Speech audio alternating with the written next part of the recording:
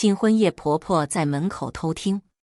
我生病，周远帮我洗贴身衣物，却被婆婆教训。周远帮我讲话，却被质疑不孝。我和周远搬新家，婆婆竟然还往我们新家丢毒蛇。在我反击的道路上，竟发现婆婆竟然是大家好。开始今天的分享之前，希望你能给人间烟火点个订阅，我将会分享更多优质的内容。新婚之夜，月光洒在静谧的房间，一切都应该是如此美好，如此温馨。然而，就在我和周远准备享受我们的二人世界时，一阵急促的敲门声打破了这宁静。我心中一紧，是谁？我试图保持冷静，但心中却涌动着不安。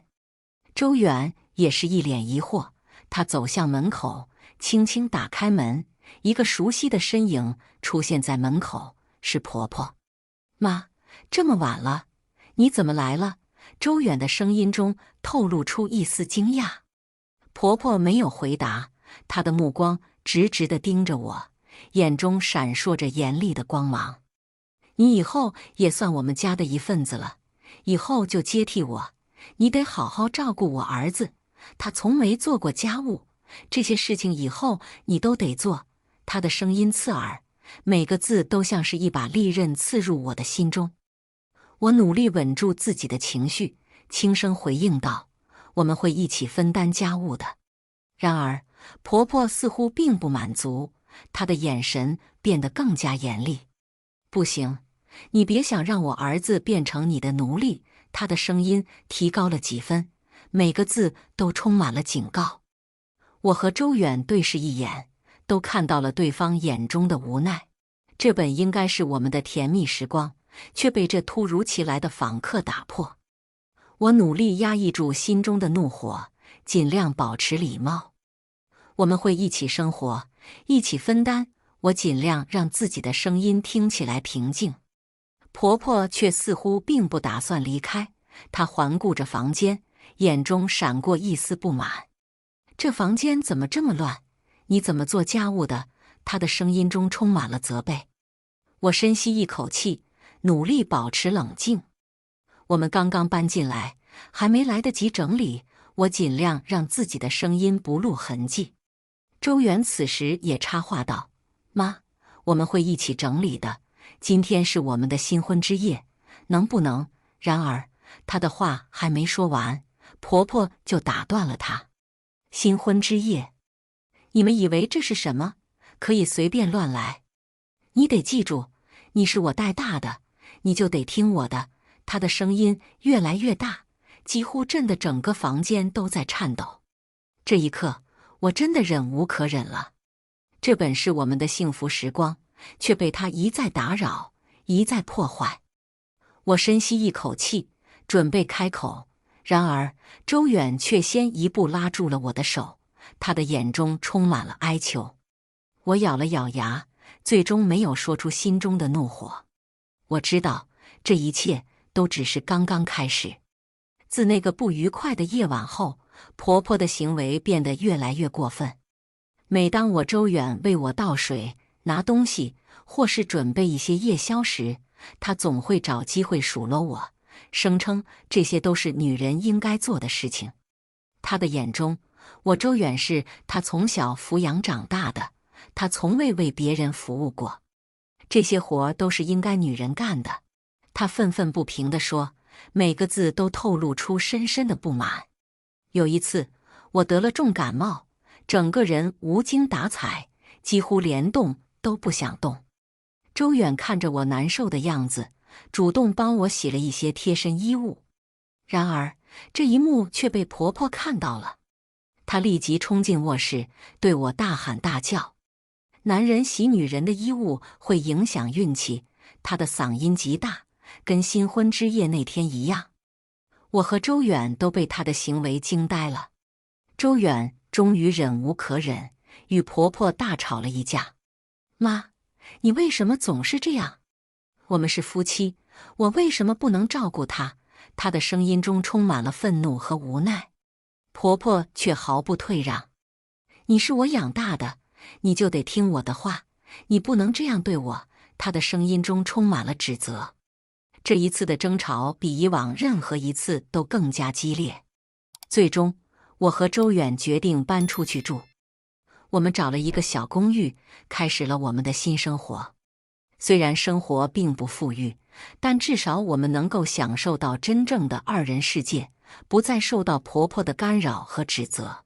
然而，即便我们搬出去了，婆婆还是不断地在我们的生活中制造麻烦。婆婆的行为越来越过分。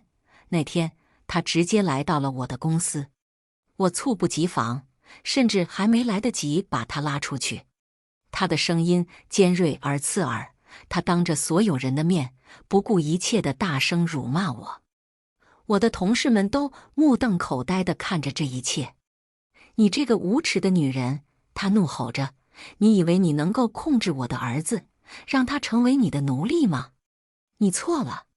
我的手在不由自主地颤抖，我用尽全力，试图不让自己崩溃。我的同事们纷纷站起来，有人试图劝解，有人愤怒地看着他。我深深地吸了一口气，努力稳住自己的情绪。妈，请你马上离开。我尽量平静地说，你现在已经严重影响我的工作，我们回去再说好吗？他瞪大了眼睛，怒火中烧。我会让你付出代价的，他咆哮着，最终被几名同事强行带出了办公室。小梅，你婆婆怎么这样？你没做错什么呀？一位同事愤怒地说，他的眼中充满了不解和同情。我站在那里，心如刀绞，脸上的每一寸肌肤都在疼痛。我知道，我不能再这样下去了，我不能让他继续摧毁我的名誉，摧毁我的生活。我不能再忍受了，我要让他停下来。我咬紧牙关，打算回去跟婆婆丈夫好好谈谈。我回到家中，长时间地坐在沙发上，深深地陷入了沉思。可婆婆的所作所为越发到了让人无法忍受的地步。她不仅在社区中散播关于我们的谣言，还试图在我们的朋友圈中挑拨离间，让我和周远感到苦不堪言。可婆婆偏偏说不得。我们坐在餐桌前，对面前的食物无法提起任何兴趣。周远深深地看着我，他的眼中充满了愤怒和无奈。我们的手心都在微微出汗，但他紧紧握住我的手，用力到几乎让我感到疼痛。别怕，他的声音低沉而坚定，我会一直在你身边，我们会一起度过这一切。他的眼中闪烁着坚定的光芒，仿佛要用他全部的力量来保护我，让我免受婆婆的伤害。我紧紧回握着他的手，感受到他手心传来的温度，心中充满了感激和安慰。我们的目光交汇，彼此都看到了对方眼中的决心和爱意。我们知道，只要我们紧紧相依，就没有什么可以击垮我们。周远的眼神中透露出一种坚定的决心。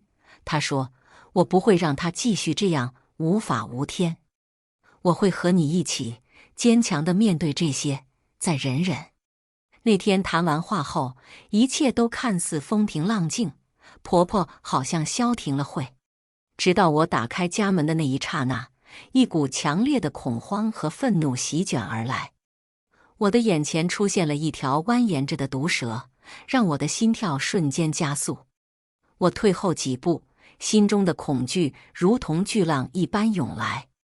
我紧紧抓住了周远的手，他的脸色也变得异常苍白。那天，周远的脸色阴沉，他紧紧握着手机，拨通了婆婆的号码。电话那头，婆婆的声音尖锐而冷漠。周远努力压制着怒火，声音颤抖但坚定地质问道：“妈，你为什么要这么做？你为什么要在我们家放毒蛇？这是什么人会做的事？”电话那头，婆婆的尖叫声更加刺耳，她毫无理智地开始大声叫嚣，言语中充满了恶意和攻击性。她狠狠地指责我们，说我们不孝，说我们不懂得尊重长辈。周远终于爆发了，他反驳道：“妈，我们一直在尊重你，可你呢？你有尊重过我们吗？你这样做是个人会做的事吗？”电话线上传来的是更加激烈的争吵声，两人的声音都越来越高，越来越尖锐。周远和婆婆的对话变成了一场无休止的口水战，他们互相指责，互相攻击。我站在周远的身边，看着他脸上的怒火和无奈，心中五味杂陈。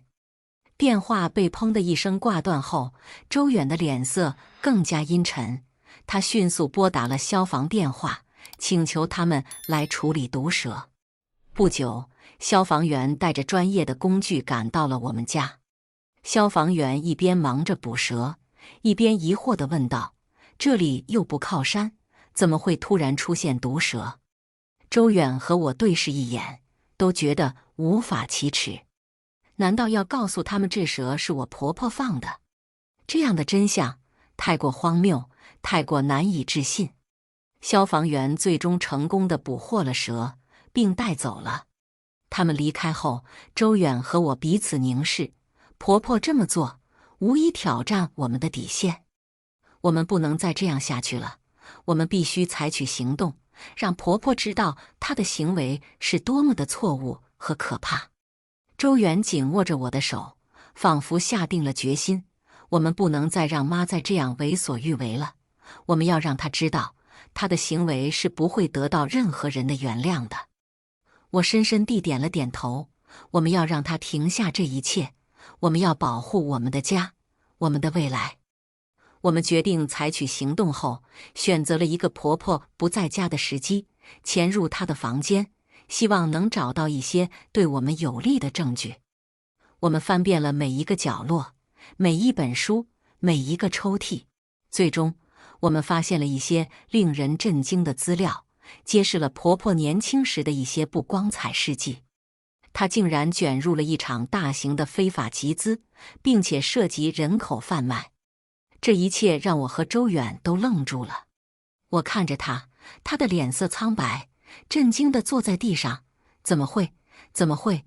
我妈年轻时候不是小学老师吗？怎么会做出这些事情？她的声音中充满了不解和痛苦。我默默地坐在她旁边，看着她陷入深深的思考。我轻声对她说：“这些证据一曝光，可能你妈会坐牢。”周远没讲话，翻出了柜子里小时候她和婆婆的合照，她的手抚摸着照片。我能看到她眼角泛起的泪花，我就这样坐在旁边安安静静地陪着她。过了一会，周远抬起头，沉闷地说：“我们报警吧。”“好。”我回应道。他紧紧抱着我，泪水无声地滑落。我轻轻拍着她的背，心中充满了深深的同情和痛苦。婆婆的这些事情确实让人容忍不了。周远一直和我说，她从小没有听到婆婆的一句夸奖，考了100分不会，竞赛第1名不会，考上双一流不会。周远从小就想得到婆婆的一句夸奖，哪怕一句，可换来的都是你还能更好。所以周远一直拼了命地往前跑，就希望有一天可以达到婆婆说的更好。婆婆做的这些事情一旦曝光，周远和婆婆将彻底闹翻。但这是为了我们的未来。我们把证据拿走后，婆婆的行动变得越来越狡猾。她竟然尝试贿赂我的同事，让他们做伪证，诬陷我。这一行为让我深感震惊和愤怒。她竟然可以做出如此无耻的事情来。那天，一个同事悄悄地走到我身边，神色紧张。“小梅，你婆婆找我，想让我说些对你不利的话。”她的话让我心中一紧。我深吸一口气，努力让自己保持冷静。我不能再等待，必须尽快采取行动。我和周远开始加紧收集证据，我们联系了更多的人，寻找更多的信息。我们知道，我们必须在婆婆采取更多行动之前，先一步揭露她的真面目。我实在想不通，婆婆做这些到底为了什么？就只是为了不让我这个儿媳妇管住她儿子？我不理解。警方开始了他们的调查，而我们也不得不更加小心，以防婆婆采取更极端的措施。她的行动变得更加隐秘，似乎在暗中布下了一张大网，试图将我们困住。一天深夜，我们惊讶地发现家门口被画上了一些奇怪的符号，这显然是一种恐吓和威胁的标记。我们不能掉以轻心，迅速加强了房子的安全措施，安装了更多的安全摄像头和报警系统。我们不能让他得逞。周远紧紧握着我的手说：“我们知道这场斗争将会充满困难和危险，但我们必须坚持下去。”而在公司，婆婆的阴影似乎也无处不在。一些同事开始敬而远之，有些人甚至开始公然质疑我的品格和职业道德。我清楚，这一切都是婆婆精心策划的一部分。她试图摧毁我的声誉，让我在公司无法生存。我们会保持高度警惕的，希望你们能赶快落实抓捕。我向负责调查的警官郑重保证。我们知道，我们必须更加小心翼翼，不能让婆婆的任何计划得逞。直到真相完全揭露，直到婆婆受到她应得的法律制裁。周远和我刚下班，坐在餐桌前吃晚饭。我正向她描述今天公司里发生的一切，告诉她婆婆一直在同事间散播关于我的不实之词，企图破坏我的名誉，让我在公司里无法立足。我们的对话被一通突如其来的电话打断。我一看来电显示，心中一紧，是婆婆打来的。她在电话那头急切而尖刻地告诉周远：“你马上和他离婚，回到我这里来。你不能再和他在一起了。”周远听后，脸上露出不悦，他反驳说：“你才是真正可怕的那个人，妈！你为什么总要插手我们的生活？我是成年人，知道怎么过日子。”婆婆的声音变得更加尖锐，她几乎是咆哮着说：“我是你妈，你必须听我的，你不能和这样的女人在一起。”周远紧紧握住电话，他的声音坚定而冷静：“我们的婚姻，我们的生活，不需要你来指手画脚。你不应该干涉我们的私事。”我坐在一旁，心中五味杂陈，看着周远为我们的生活，为我们的爱情与他的母亲争辩。他挂断了电话，深深地吸了一口气，转头看着我，眼中充满了歉意和坚定。我们不能让他的干涉破坏了我们的生活。我们彼此凝视，心中都明白，这场斗争将会异常艰难，但为了我们的未来，为了我们的幸福，我们必须一起坚持，一起面对。都已经听到这里了，记得给人间烟火点个订阅吧，制作不易，我们故事继续。夜幕降临，寂静的街道上突然响起了警笛声。我看着婆婆被警方抓住，她挣扎着，试图摆脱警官的束缚，嘴里不断发出恶毒的咒骂：“你们这对狗男女，我会让你们付出代价的。”周远，把自己妈送进牢里，我看你怎么抬起头。婆婆的声音刺耳，她的眼中闪烁着疯狂的火焰。街道的灯光在夜空中闪烁，周围的人群在窃窃私语，每个人的脸上似乎对刚刚的事情感到震惊和恐惧。空气中弥漫着紧张和不安，仿佛一触即发。我紧紧握住周远的手，给他一点坚定和勇气。我们只是想要平静的生活，是你逼我们走到这一步的。我们没有做错任何事，我们只是想保护我们自己。我的声音虽然平静，但每个字都透露出决心。我能感受到周远手心的汗水，他的呼吸有些急促，但他的眼神无畏。你一直在毁掉我们的生活，你的所作所为已经超出了我们的底线。我们不会再让你继续这样下去。周远的身体紧绷，仿佛随时准备迎接挑战。你们以为抓住我就能够平静生活？哼，我会让你们生不如死的。婆婆的声音更加刺耳，她的眼中充满了疯狂和仇恨。一个警官冷冷地看着婆婆，她的手紧紧握住手铐。够了，赶紧走。我和周远相视一眼，我们的心中充满了决心。我们不怕你，我们会让我们的生活重新回到正轨。婆婆的咒骂声逐渐远去，周围的人群开始散去，街道逐渐恢复了平静。我和周远坐在安静的客厅里，窗外的月光洒在我们的脸上，一切都显得那么宁静，那么和谐。但是这宁静下隐藏的是我们心中无尽的疲惫和压力。我们终于可以过上正常的生活了，我轻声说着，试图打破这沉默。我的心中充满了期望，期望我们的生活能够重新开始，期望我们能够忘记过去的痛苦。是的，希望我妈在监狱里能悔过自新。周远的声音有些沉重，他的眼中闪烁着忧虑。他的手指不自觉地敲打着桌面，仿佛在寻找一种解脱。我看着他，我的心中涌起一股无名的痛苦。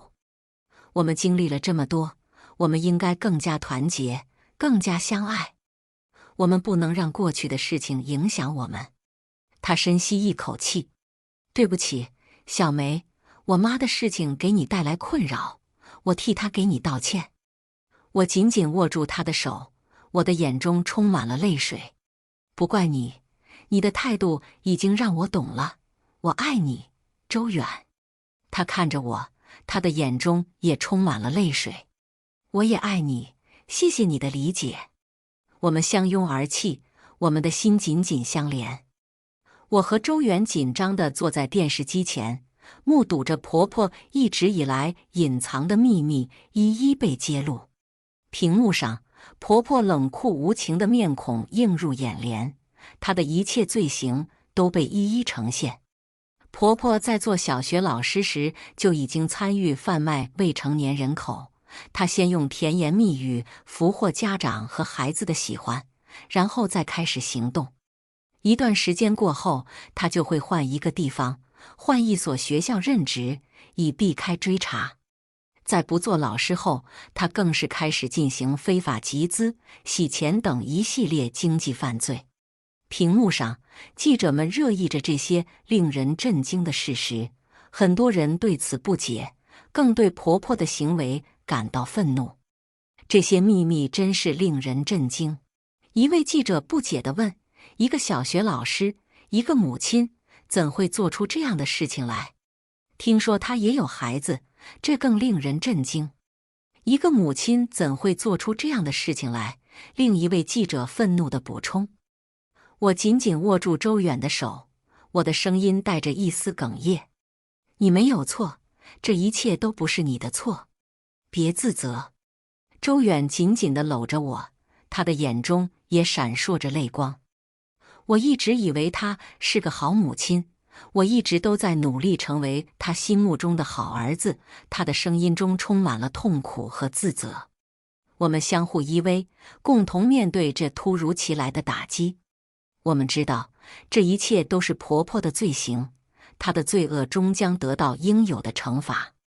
而我们要更加坚强，要一起走出这段阴影，迎接属于我们的未来。我和周远再次陷入了无尽的危机与困境之中。尽管婆婆已被囚禁在冰冷的铁窗之内，她仍然设法与外界取得了联系，企图继续毁掉我们平静的生活。每一天，我们都如履薄冰，生活在一种无形的紧张和恐惧中。一出门，我们就会发现门口被人恶意泼上了油漆，那些难以去除的痕迹成为了我们心中无法愈合的伤口。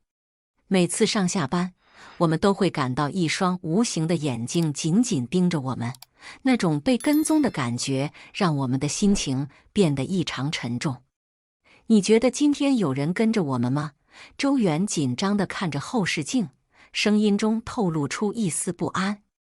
我紧紧握住他的手，我不知道，但我们也不能被恐惧左右。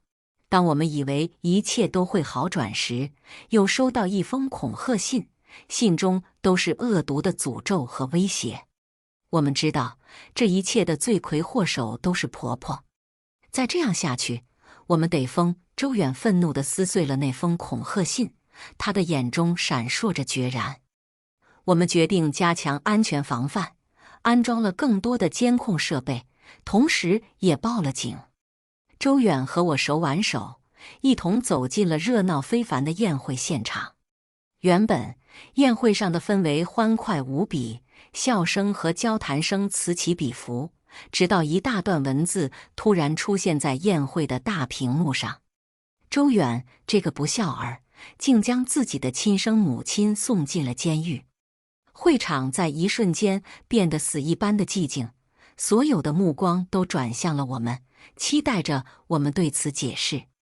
我深吸一口气，站了出来，拿起了话筒。我婆婆涉及贩卖人口、非法集资，这些罪行难道不该受到法律的制裁吗？我声音坚定。她甚至企图在我们的家中放置毒蛇，这些行为难道不该受到严惩吗？我按下遥控器，屏幕上开始播放婆婆被抓时的新闻报道视频。看完视频，在场的所有人则是一片哗然。紧接着，一个年轻男子站了出来。我相信他们，他大声说道，因为我就是那天帮他们捉毒蛇的消防员。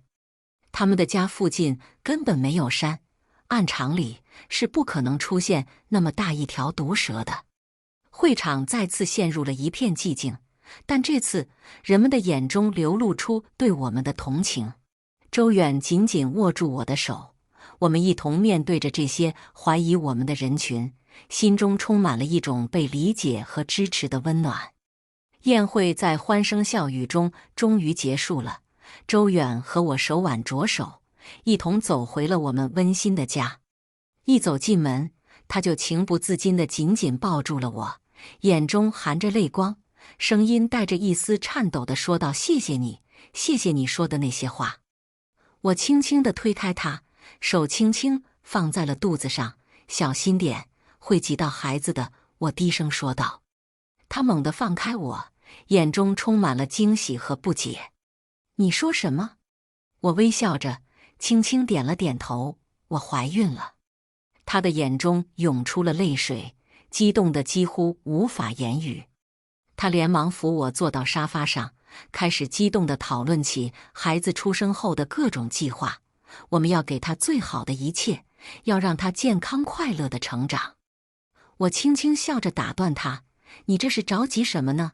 我们还有很多时间呢。”我望着他激动而真诚的眼神，心中充满了无尽的温暖和庆幸。我知道，无论未来会发生什么，有他在我身边，我就无所畏惧。我庆幸自己嫁给了这样一个懂得珍惜和爱护我的人。我们开始更加努力的生活，我们报名参加了各种育儿课程，学习如何成为更好的父母，如何为孩子营造一个更加美好的成长环境。我们的生活变得更加充实，充满了希望。我们要让我们的孩子知道，这个世界是美好的，是充满爱的。我说着，心中充满了决心。周远温暖地微笑着，紧紧握住我的手。我们会一起陪着他，一起经历生活的每一个阶段。我们一定可以度过这一切，为我们的孩子创造一个充满爱和幸福的家。夜晚的街道沐浴在月光下，一片宁静，只有远处偶尔传来的车辆轰鸣声。周远和我刚刚从朋友家中欢声笑语中踏出，心情愉快。然而，这份宁静很快就被一群突如其来的黑影打破。他们从暗处涌出，眼中闪烁着冷酷的光芒。几把寒光闪闪的刀在他们手中舞动，他们迅速朝我们冲来。周远紧紧握住我的手，眼中充满了坚定和保护欲。别怕，我会保护你的。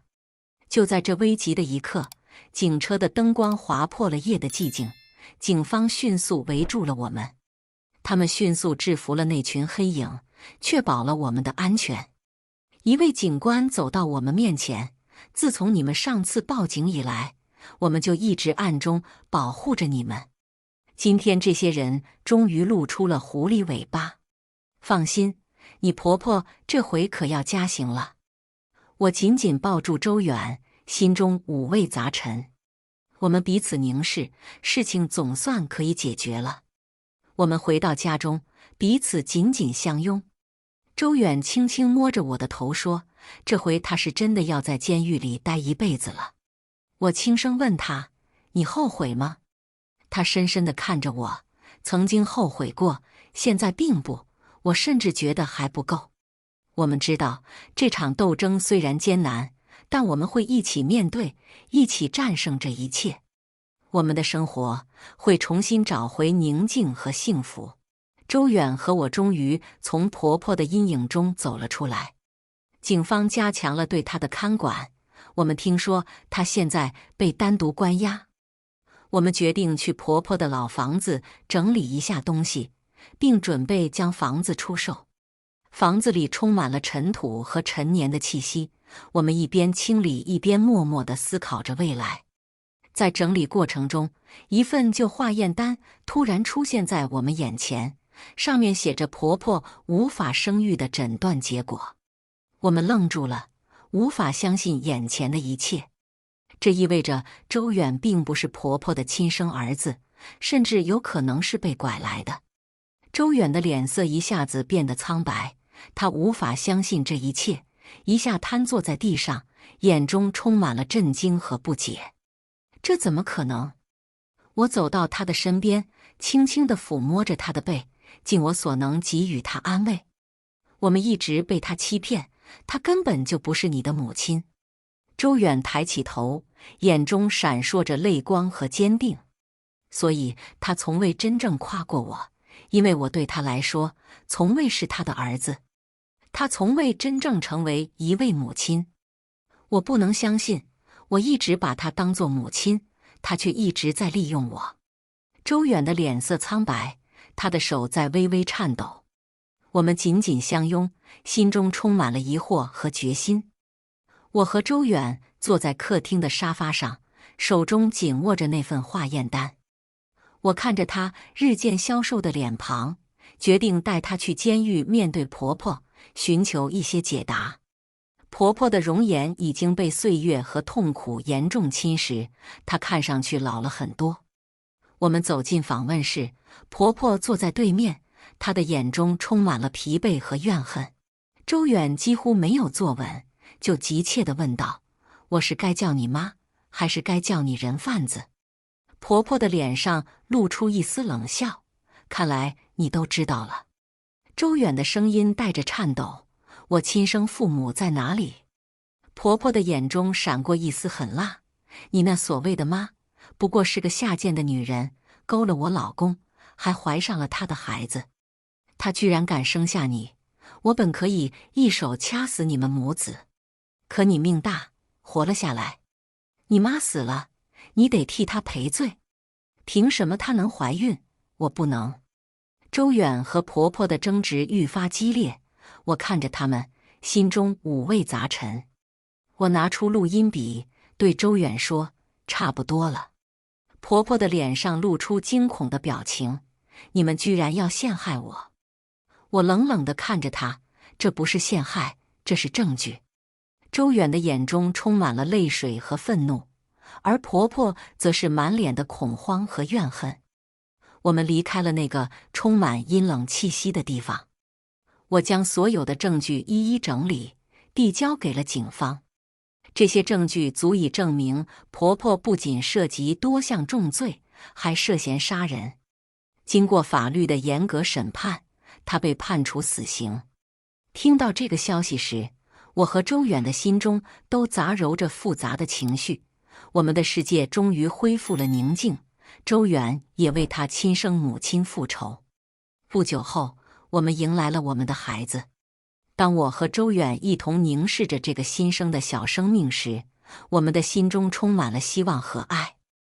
我们一边轻轻地摇晃着摇篮，一边畅想着未来，想象着我们三人一同走过每一个日子，一同度过每一个重要时刻。周远握着我的手，眼中闪烁着幸福的光芒。我们会给他一个充满爱和快乐的家。我点点头，心中满是温暖。我们会一起给他最美好的未来。我们的生活重新开始，充满了新的希望和可能。我们知道，未来的路还会有困难和挑战，但只要我们一家人紧紧相依，就没有什么是不能克服的。以上就是今天分享的故事，大家有什么想说的、想吐槽的，欢迎在下方评论交流。也更希望能给人间烟火点个订阅，我将会分享更多优质的故事内容。